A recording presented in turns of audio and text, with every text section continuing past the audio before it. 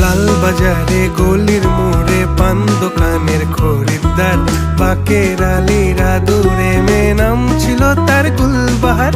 লাল বাজারে গলির মোড়ে পান দোকানের খরিদ্দার, বাকের আলীরা দূরে মে নাম ছিল তার গুলবাহার, নাম ছিল তার গুলবাহার।